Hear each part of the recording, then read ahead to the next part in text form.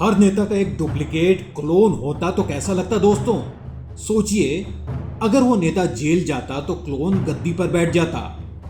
जैसे अगर दिल्ली के मुख्यमंत्री अरविंद केजरीवाल जेल गए तो उनका क्लोन दिल्ली का राजपाट चला लेता, यानी एक नहीं दो दो केजरीवाल।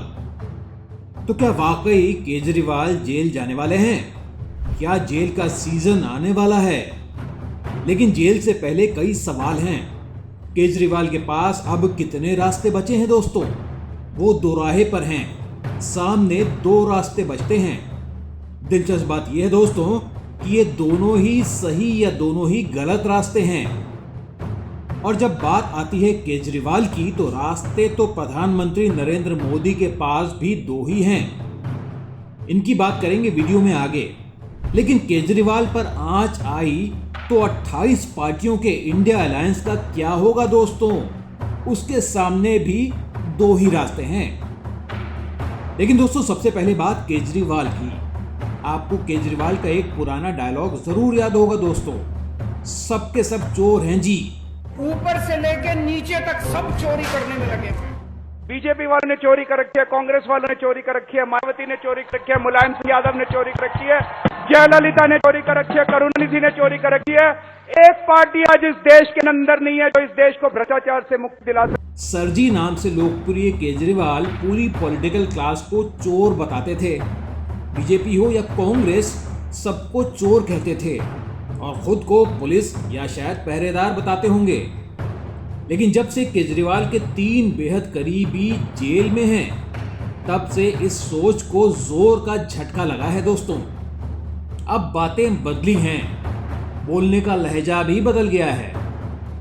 मैं ये कोई पहली बार तो है नहीं। ये दिखाता है कि प्रधानमंत्री जी घबराए हुए हैं। हाँ, घबराहट तो है।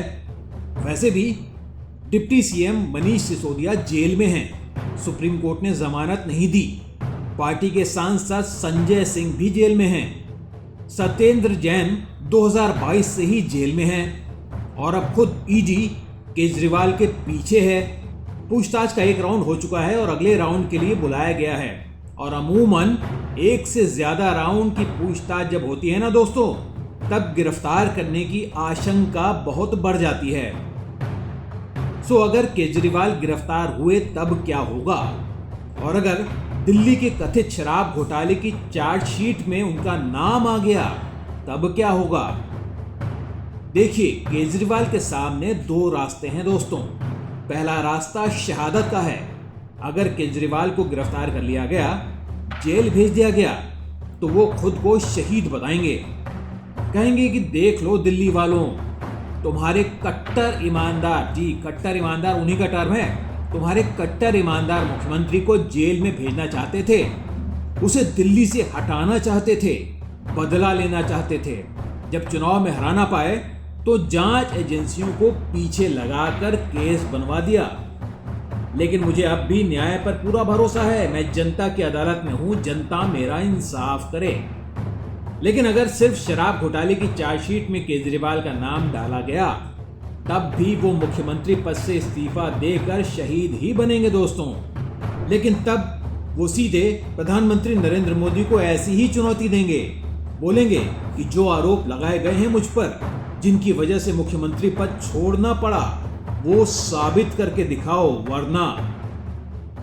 आज मैं चौथी पास राजा को एक चैलेंज देना चाहता हूं।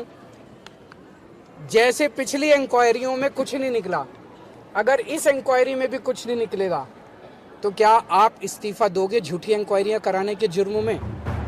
केजरीवाल जानते हैं कि उनका कोर वोटर ये जानता है कि वो केंद्र की मोदी सरकार से लगातार टकराते रहते हैं और उन्हें उनकी भ्रष्टाचार विरोधी छवि की वजह से कोई भी पार्टी पसंद नहीं करती, बीजेपी हो या फिर कांग्रेस। यानी जब जब गाली पड़ेगी तब तब ताली बजेगी।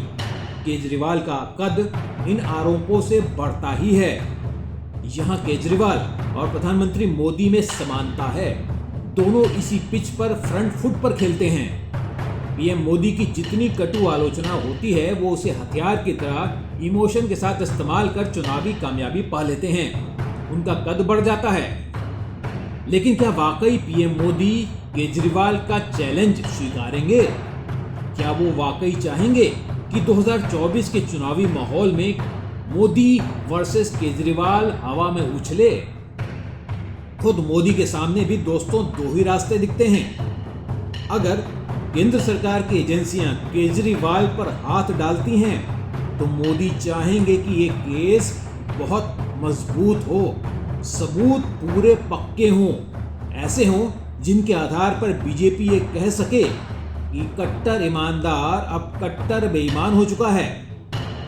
सो ईडी और सीबीआई के पास ऐसी पक्की फाइल हो जिससे केजरीवाल का सियासी करियर खत्म किया जा सके। या फिर प्रधानमंत्री नरेंद्र मोदी के पास दूसरा रास्ता यह है कि सबूत अगर केजरीवाल को सजा ना दिलवा पाए, ना काफी हो, तो भी पब्लिक ओपिनियन ऐसी बनाई जाए, ऐसी गढ़ी जाए कि जनता का भरोसा केजरीवाल से उठ जाए, वो केजरीवाल को बाकी सभी नेताओं जैसा ही मानने लग जाए।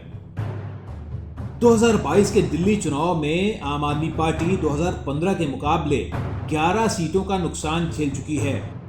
Indian institute of public opinion के मुताबिक 56% लोग ये मानते हैं कि भ्रष्टाचार के आरोपों से आम आदमी पार्टी की छवि पर बुरा असर पड़ा है।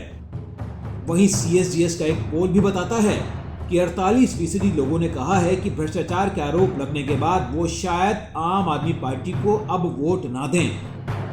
लेकिन दोस्तों सवाल तो ये भी है ना कि केजरीवाल की इसी छवि का इंडिया अलायंस पर क्या असर पड़ेगा। मोदी को हराने के नारे के साथ बने 28 पार्टियों के इस गठबंधन का कट्टर ईमानदार नेता जेल चला गया तो क्या होगा? तो दोस्तों इंडिया अलायंस के सामने भी जी दो ही विकल्प हैं। अगर केजरीवाल को जेल हो गई तो जाहिर है इंडिया अलायंस का संकट बढ़ जाएगा।